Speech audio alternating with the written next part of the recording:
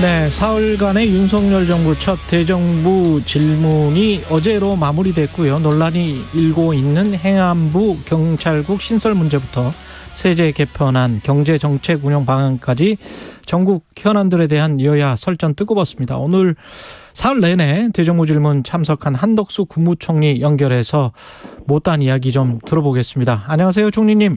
안녕하세요. 예, 첫 인터뷰입니다, 언론. 그렇습니다. 일정 내주셔서 참 감사드립니다. 네, 감사합니다. 예, 그 소회는 어떠셨습니까? 국회 대정부 질문. 어쨌든 상당히 어려움은 겪었지만 하여튼 21대 후반기 원이 구성이 됐고요. 또 대정부 질문이 이루어지게 돼서 굉장히 다행이고 또 기쁘게 생각합니다.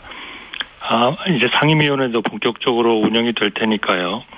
그리고 거기에 민생 특위도 특별히 여야 합의로 만들어져 있습니다. 아마 시급한 민생 법안 처리도 아마 속도를 좀 낼 것으로 그렇게 보이고 있습니다. 그리고 무엇보다도 제가 오랜만에 이런 대정부 질문에 나섰습니다만, 답변에 나섰습니다만, 그동안에 정말 우리 국회가 대를 거듭해 가면서 어떻게 보면 제가 이런 말씀 드리긴 좀 어렵습니다만은 굉장히 의원님들의 질문의 어떤 그런 그 깊이라든지 넓이가 굉장히 넓고 깊어졌구나 하는 그런 인상을 느낄 수가 있었습니다. 경제, 외교, 안보, 연금, 규제, 교육, 노동개혁 등 정말 다양한 현안에 대해서 의원님들께서 관심을 가져주시고 저는 정말 행정부가 잘하면 의원님들의 많은 협조를 얻어서 국정을 좀 할 수 있겠다 이런 좀 자신감을 갖게 됐습니다. 여야 모두를 말씀하시는 거죠? 그렇습니다. 예. 그 코로나 상황부터 좀 살펴봐야 될 것 같은데 하루 확진자 숫자가 10만 명 걱정해야 될 상황이라고 보십니까? 어떻게 생각하십니까, 일단? 네, 생각보다 좀 이 대유행이 빨리 온 것 같습니다. 그리고 그 BA.5라는 그 아주 새로운 변이종이 나타났고 그것보다도 더 강한 또 변이종도 조금씩 늘어나고 있고 해서요. 우리로서는 하여튼 최대한 이 국민을 보호하기 위한 노력을 해야 될 것 같습니다. 다만 지난 몇 년 동안 굉장히 정부가 애를 써서 어느 정도 코로나를 잡았습니다만 그때보다도 훨씬 사정이 좀 나은 거는 우리가 이제 충분한 백신도 가지고 있고 치료제도 가지고 있고 또 우리의 병상 문제라든지 의료 인력 문제라든지 이런 상당한 그 우리가 경험을 가지고 있기 때문에 이제는 조금 지난 몇 년 동안과는 다른 그러한 방역 체계를 유지할 수가 있겠다 이렇게 생각합니다. 지금으로 봐서는 한 8월 중하순경에는 한 28만 명 정도 되지 않느냐 하는 지금 그런 예측도 나옵니다만 다행히 이 변이가 그렇게 중증으로 가는 확률이 좀 낮아서 우리가 잘 백신하고 자율적 이런 방역 체계 또 개인 위생 이런 걸 열심히 잘한다면 좀 무난히 이 문제를 우리 국민들이 크게 피해를 보지 않고 좀 극복할 수 있지 않을까 하는 기대를 하고 있습니다. 환경이 많이 달라졌기 때문에 백신이랄지 치료제 개발 그래서 다른 방역 체계로 가겠다. 이 말씀은 거리 두기랄지 뭐 이런 것들은 고려할 필요가 없지 않을까 이런 말씀이신 것 같네요. 네, 지금 전 세계 모든 나라가 지금 이 대유행을 겪고는 있습니다만 대응 방안은 상당히 유사합니다. 위중증 환자들의 그런 그 전환율이 좀 낮기 때문에 너무나 이 활동 자체를 묶어버리는 그런 락다운식의 그런 방법보다는 좀 자율적으로 말하자면은 코로나하고 어느 정도 같이 살면서 방역을 철저히 하는 그런 쪽으로 되게 방향을 잡고 있습니다. 그 정치권에서 사실은 방역과 관련해서 뭐 과학 방역이냐 정치 방역이냐 말싸움 같은 그런 이야기들이 있었지 않습니까? 어제 대정부 질문에서도 그런 게 나왔었던 것 같고요. 어떻게 보세요? 과학 방역과 정치 방역의 어떤 차이가? 사실 초기에는 저희가 코로나에 대한 그런 정보도 좀 적었고 백신도 없었고 해서 결국 할 수 있는 거는 결국 거리두기나 모임의 이런 그 강제적 제한이나 이런 쪽에 의존을 많이 할 수밖에는 없었다 이렇게 생각을 합니다. 그러나 지금은 이제 상황이 완전히 바뀌었고 또 코로나 그 바이러스가 어떤지도 우리가 이제 많이 알게 됐고 또 전 세계적으로도 이런 방역 체계에 대해서 굉장히 많은 서로 의견 교환이나 소통이 이루어지고 있어서 이제는 어느 정도 조금 우리가 아는 상황에서 이 문제를 좀 대응할 수가 있는 그런 상황이 됐습니다. 그래서 가능한 한 저희는 그런 강제적으로 정부가 그 소위 내리는 그러한 그 조치는 가능한 한 좀 그 적게 하면서 이 방역을 해보자 하는 그런 생각을 가지고 있고 이거는 전 세계적인 접근 방법하고 유사하다고 생각합니다. 예. 당장에 지금 경제가 가장 큰 문제인데 어느 정도로 안 좋다, 좋다 어떻게 보십니까? 굉장히 안 좋죠. 왜냐하면은 사실 그동안에 2008년도부터 경제 위기가 있었습니다만 그 극복을 하기 위해서 정말 엄청난 통화를 풀었고 또 재정이 아주 말하자면 그 확장적으로 그렇게 유지가 됐기 때문에 경제 전체의 유동성이 엄청 많고 그래서 그동안에 그렇게 전 세계적으로도 집값이 오르고 우리나라도 집값이 올랐고 또 주가가 너무나 좀 어느 이상으로 그렇게 많이 주가가 올라갔고 이렇게 했던 거는 우리 모두가 알고 있는 거거든요. 예. 그리고 거기에 지금 코로나가 닥쳤죠. 또 다시 돈이 풀렸죠.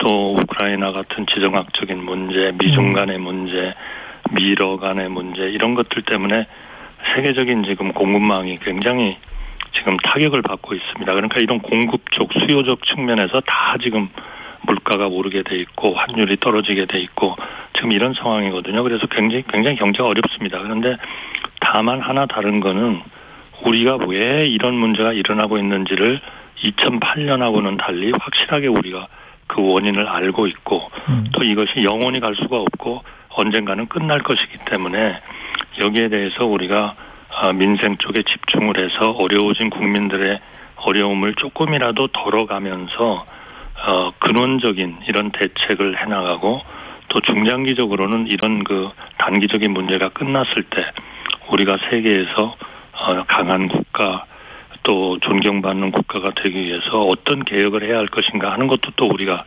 되게 지금 새로운 정부가 들어오면서 그 의제를 되게 정하고 있기 때문에 그렇게 대응해 간다면 국민들께서 정부와 의회와 모두를 좀 믿으시고 같이 좀 어려움을 좀 참고 그렇게 나간다면은 이거는 반드시 극복이 될 거고요. 중장기적으로 우리가 그런 개혁을 제대로 해나간다면 세계 속에서 다시 한번 대한민국이 아주 대도약을 하고 세계의 몇 위가 되는 그런 국가로 다시 한번 충분히 일어설 수 있다 그렇게 생각합니다. 방금 전에 우상호 더불어민주당 비대위원장이 그런 말을 했는데 새 정부의 경제정책과 지금 민주당이 생각이 많이 다르다. 특히 법인세 감세와 관련해서는 이해하기가 힘들다 그런 이야기를 하더라고요. 부자 감세라고 정의를 하면서 어떻게 보십니까? 그 감세에 대해서는 항상 의견이 좀 갈리죠. 예. 그러나 경제를 잘 강하게 좋게 만들어야 된다는 것은 저는 우리 민주당하고 여당이나 정부하고 생각이 같을 거라고 봅니다. 지금 그 방법론에 있어서 어떻게 하는 것이 옳은 거냐 하는 것에 대해서 약간의 차이가 있는 거기 때문에 저희는 지금 이러한 불확실성이 높고 경제가 어렵고 민생이 어려운 이런 때에는 좀 감세 쪽으로 가가지고 경제를 살리는 쪽으로 가는 것이 좋겠다. 결국은 이것이 이제 대기업을 위주로 도와주는 것이냐 중소기업을 위주로 도와주는 것이냐 하는 것이 이제 문제가 되고 철학의 차이가 있을 텐데요. 예. 이번 세제개혁은 중소기업에 대한 배려가 굉장히 많은 세제입니다. 왜냐하면 기본적으로 이제 절대적인 감세의 규모는 대기업이 지금 세금을 많이 내고 있기 때문에 조금 이익을 보는 절대 규모는 크겠지만 지금 내는 것에서 감세가 되는 그러한 그 비율로 보면은 중소기업이 훨씬 많고요. 또 중소기업을 위해서 여러 가지 민생적인 그런 부담을 좀 줄일 수 있는 이 세제 개혁안을 이번에 많이 넣습니다. 그래서 이거는 저희는 기본적으로 그 경제가 잘 되려면 또 지속 가능하려면 이런 그 사회적인 약자, 중소기업 이런 부분이 잘 되지 않으면 안 된다 하는 데 대한 확실한 저희의 또 철학을 가지고 있기 때문에 지속적으로 이런 정책을 하면서 사회적 약자와 중소기업에 어떤 영향을 미치는가를 면밀하게 보면서 그때그때 보완 대책을 계속 해나갈 그럴 예정으로 있습니다. 근데 감세의 주요한 목적은 투자를 유인해서 고용과 결국은 소득을 늘리고 소비를 촉진시키고 이런 경제 성장, 경기 침체로 가지 않기 위한 그런 어떤 장기적인 플랜 같은데 지금 현재 이 시점에서 이렇게 인플레이션이 심하고 그 인플레이션 잡기 위해서 금리 인상을 해야 되는 상황인데 감세를 해준다. 그게 투자 유인 효과로 갈 것이다. 언젠가는. 이게 가능한 시나리오인가요? 그러니까 이제 지금 2008년도부터의 그런 누적된 수요의 과다한 축적을 결국 좀 효과를 배제하기 위해서는 금리를 올리는 것 이외에는 근본적인 대책이 없습니다. 그러니까 올려야 되는 거는 불가피하지만 그러나 그 금리의 인상 때문에 경제가 너무나 충격을 받아가지고 재생 가능하지 못하면은 이거는 절대로 안 되는 거거든요. 네. 그러니까 그러한 효과를 내게 하기 위해서 감세 조치를 같이 하는 겁니다. 물론 그렇죠. 이 감세 조치는 우리의 재정 건전성, 우리의 지난 몇 년 동안에 결국 모든 대책에 대응하느라고 약간 좀 무너져버린 이 재정의 건전성을 다시 재건해야 된다 하는 것하고는 감세는 좀 배치될 겁니다. 그러나 어디선가 하나의 그 접점을 찾아야 되는 거고 그런 접점을 봤을 때에는 금리는 불가피하게 올리지만 금융의 취약자들에 대해서는 저희가 배려를 하고 감세를 통해서 경제가 너무나 이런 그 어려운 지경으로 들어가지 않도록 하는 것이 필요하다 하는 약간의 정책의 하나의 그 믹스라 할까요? 이런 정책을 지금 추진하고 있다 이렇게 보겠습니다. 그러니까 감세 그 자체가 효과가 없다고 생각한다든지 또는 감세가 필요 없다고 생각하는 분들은 당연히 걱정을 하시게 돼 있죠. 그러나 저희로서는 최대한 이거를 하나의 그런 균형을 이루는 접점에서 우리의 정책의 조합을 이루고 있다 이렇게 말씀드리고 싶습니다.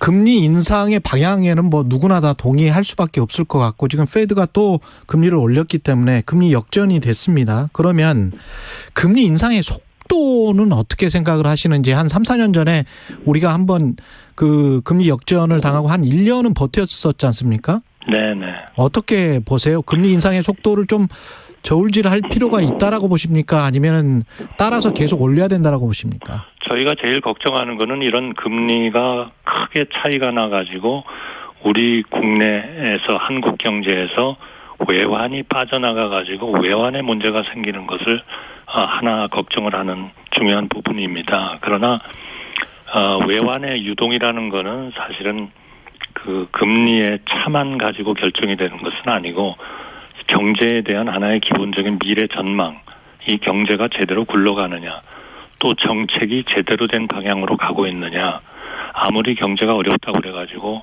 금리도 이러한 상황에서 올리지 않고 재정도 건전성을 회복시키려는 노력이 없이 계속 그 재정이 너무나 방만하게 운영된다든지 하면 지금 지표는 그렇지 않다 할지라도 이 정책 방향에 대한 완전한 하나의 불신이 생겨가지고 외환이 빠져나가는 거거든요. 그게 우리가 지난번 한 2번 정도 국제 금융위기를 겪으면서 깨달은 하나의 아주 중요한 그 인식입니다. 그렇기 때문에 금리를 너무 차이가 나도록 두는 것은 옳지 않지만 어느 정도의 차이는 우리가 감내할 수 있다. 그런 생각이고요.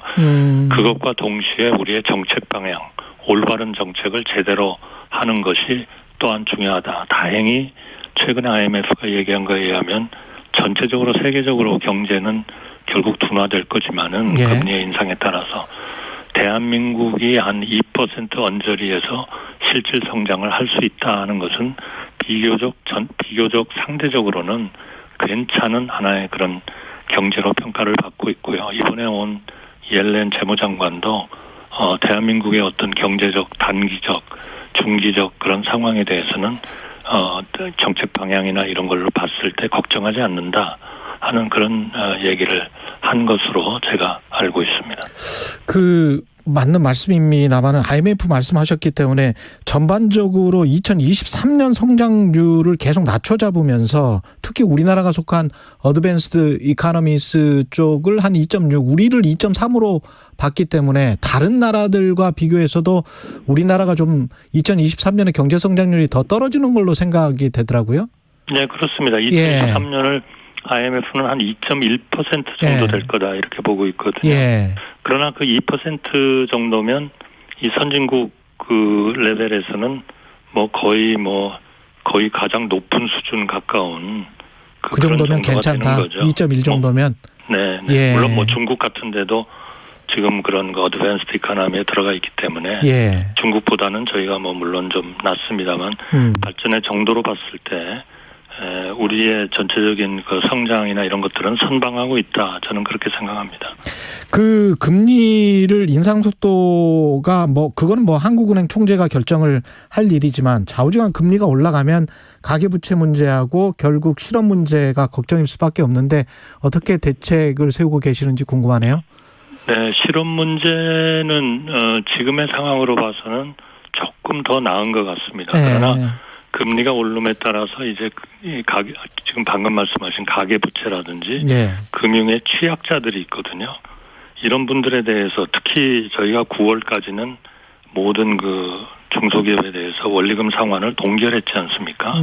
그러니까 이제 9월이면은 어떤 형태로든 간에 이 전면적인 동결보다는 선택적으로 뭔가 우리가 이제 그 선택을 해야 될 것 같은데요.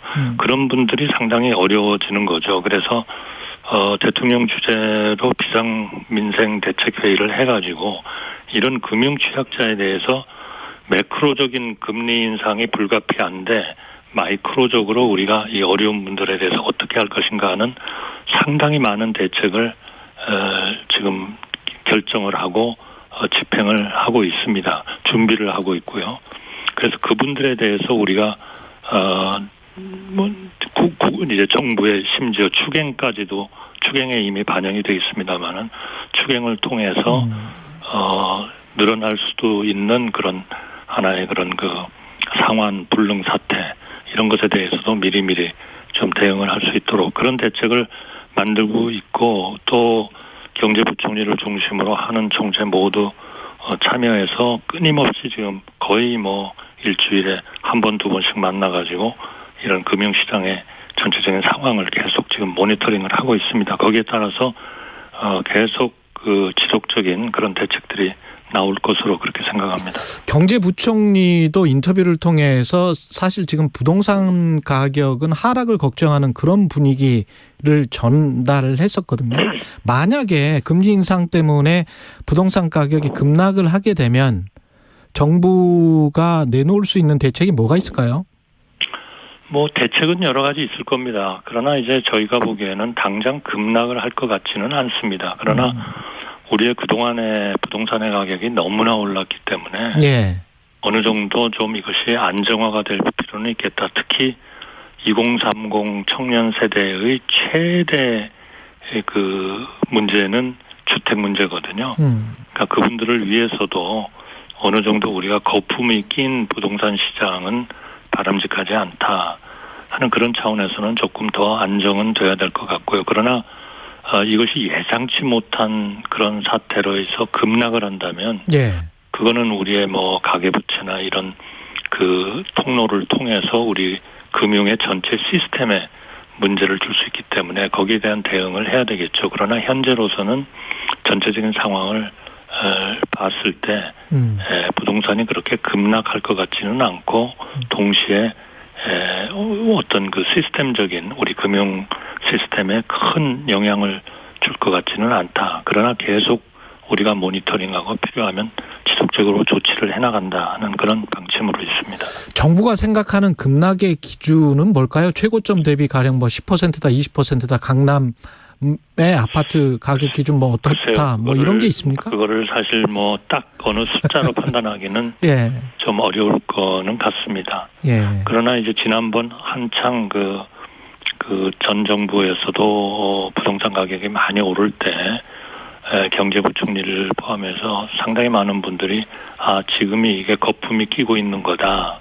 그 거품의 정도는 부동산 가격이 급등하기 시작한 뭐 2017년, 18년 그 이전 가격이다. 뭐 이런 얘기들도 상당히 있었거든요. 그러나 그는 뭐 완벽한 하나의 그 기준은 없을 것 같습니다. 그러나 대개 그 정도 수준까지는 조금 뭐 감내한 그런 정도는 되지 않겠나 그렇게 생각합니다.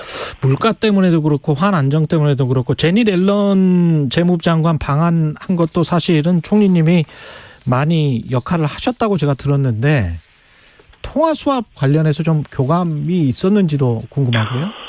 그거는 지난번 정상회담 바이든 대통령과 윤석열 대통령의 정상회담에서도 계속 이런 그 금융시장을 모니터링하면서 하여튼 필요한 조치를 취한다 이렇게 되어 있습니다. 그래서 수합이라는 거를 구체적으로 지금 당장 그 어떤 협약으로서 맺지는 않았지만 한국에 그런 문제가 생기면 미국이 서포트를 한다는 기본적인 원칙에는 저는 뭐 합의가 돼 있다 이렇게 생각을 하고요. 이번에도 역시 그런 수준에서 논의가 있었던 것으로 알고 있습니다. 기본적으로는 이러한 그 수합에 대한 것은 미국의 연방은행이 최종적인 그 권한을 가지고 있어서 뭐 재무장관이 결정을 할 일은 아니지만 그러나 뭐 안보 차원에서 본다든지 뭐 경제적인 지금 한미 간의 경제 이런 긴밀성으로 봐서는 한국에 무슨 문제가 생기면 당연히 그것이 아주 원천적으로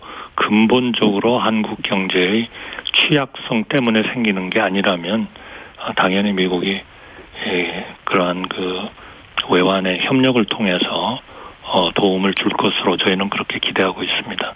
그 치포 동맹의 내용이 잘 안 나와서 이게 우리가 들어가면 중국이 어떻게 반응할지 어떻게 보세요? 우리 정부 입장은 뭡니까? 저는요, 그 문제는 너무나 그 4개국이 그러니까 이제 정확한 내용이 안 나와 있다 하는 것이 뭐냐 하면 결국 4개국 간의 협력을 좀 강화해 보자.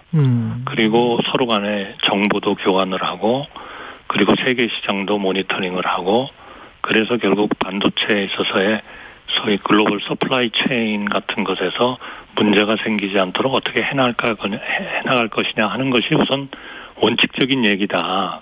저는 그렇게 이해를 해야 될 것 같아요. 마치 이제 우리 일부 언론이나 또 일부 국가가 계속 이런 치포도 그렇고 이제 딴 여러 가지 이런 국제적인 하나의 그 다자간의 협정이랄까 협약을 지속적으로 이거를 특정 국가를 배제하기 위한 거다 하는 거는 저는 그건 아니라고 봅니다. 왜냐하면 우리가 그런 기구에 틀림이 없다라고 생각했던 쿼드도 지금까지 한 거는 결국 백신 같은 조치를 한 것밖에는 없거든요. 그러니까 저는 거기에 참여하고 있는 국가들이 우리는 이런 목적으로 여기에 들어가겠다라고 한다면 우리가 다 그걸 좀 믿어줘야 된다 이렇게 생각합니다.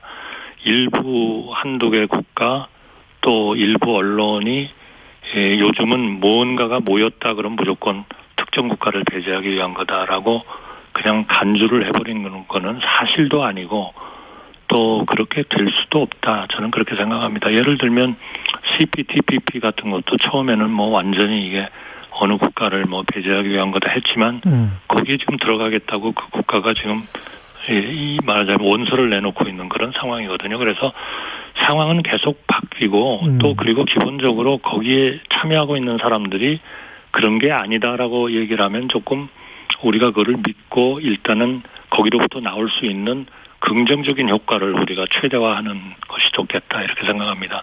그럼 우리가 반도체가 거의 세계의 유수의 그런 국가인데 그런데 들어가면 우리가 정보도 얻을 수도 있고 룰이 생기게 되면 우리의 필요성에 따라서 룰을 그렇게 만들 수도 있고 또 결국 우리와 다른 나라들 간의 협력도 강화할 수도 있고 하는 그런 좀 긍정적인 차원의 것을 좀 많이 좀 보는 게 이런 국제적인 협력에 들어갈 거냐 말 거냐 하는 것은 필요한 거 아니냐 이렇게 봅니다. 역설적으로는 예. 저는 대한민국이 현재와 같은 12의 경제대국이고 첨단 산업에 있어서의 아주 대단한 실력을 갖춘 국가라면 그 어떤 국제적인 협정과 조직이라 하더라도 저는 우리의 원칙을 가지고 다 들어가야 된다고 생각합니다. 그게 어느 국가가 추진을 하든 그거는 내용이 어떻든 예를 들면 뭐 A라는 국가가 주도를 한 것도 우리는 들어갈 수 있고 또 B라는 국가가 주도한 것도 우리가 들어가야죠. 그러니까 그런데 항상 우리의 원칙을 가지고 조치를 해야 그 다음에 B, C, D, E 국가들이 주도한 그런 조직에도 우리가 들어가도 그것이 아무 그 진위가 의심받지 않는다. 저는 이렇게 생각합니다. A라는 국가가 미국이고 B라는 국가가 중국이라면 B라는 국가도 들어갈 수 있는 겁니까? 아니 B라는 국가가 주도하는 거에도 저는 대한민국은 들어갈 수 있다고 생각하는 거죠. 알겠습니다. 그 경찰국 신설과 관련해서는 이게 민주적 통제 방안이다. 행안부 내에 경찰국을 신설하는 것이 그렇게 생각하십니까? 그거는 이제 행정안전부 장관이 여러 번 이제 명확하게 했는데요. 이건 기본적으로 그 경찰을 통제하자는 그런 조직을 목표로 그러한 목표를 가진 조직이 아니고 행정안전부 장관한테 주어진 권한, 경찰에 대한 인사의 제청이라든지 이런 것들을 각 개별법에 의해서 하도록 돼 있는 것을 행정안전부 장관이 할 수 있도록 소위 지원하는 하나의 그런 조직입니다. 그러니까 이거는 뭐 국회에서 어제도 많이 논의가 됐습니다만 이게 경찰을 뭐 통제하기 위한 조직이냐 아니냐 그거는 전혀 아니다 하는 말씀을 드리고 싶고요. 그야말로 행정안전부 장관이 지금 개별법, 경찰법이라든지 이런 법에 의해서 하도록 돼 있는 그 기능을 제대로 할 수 있도록 지원해 주는 것이다. 그렇게 저는 그 법도 그렇고 취지도 그렇고 하기 때문에 그거를 좀 충분히 믿고 이것은 오히려 우리 전체적인 경찰 행정을 더 좀 잘할 수 있고 더 좀 효율적으로 하기 위한 그러한 하나의 조치라고 저는 생각합니다. 예. 1시간에도 모자라겠네요. 1분밖에 안 남았네. 그 마지막으로 그 경제인 특별사면 관련해서 이재용 신동빈 회장 사면을 대통령이 건의하겠다 이런 말씀을 국회에서 하셨는데 그 전에 보면 이명박 전 대통령이랄지 김경수 전 지사 사면 필요성 관련해서도 논의가 됐었거든요. 언론에서는 어떻게 보세요?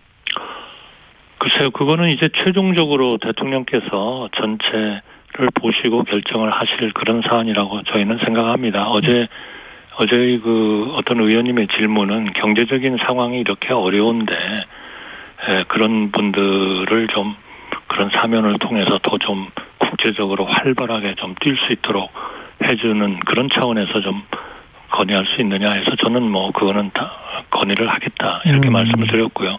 또 이분들이 어쨌든 이제 그러한 그 뭐 재판 과정이라든지 이런 과정을 통해서 뭐 본인들도 상당히 뭐 뉘우침이 클 거고요. 또 받은 여러 가지 뭐 실질적인 어려움도 충분히 이제 감내를 한 그런 상황에서 경제 전체를 좀 더 좀 잘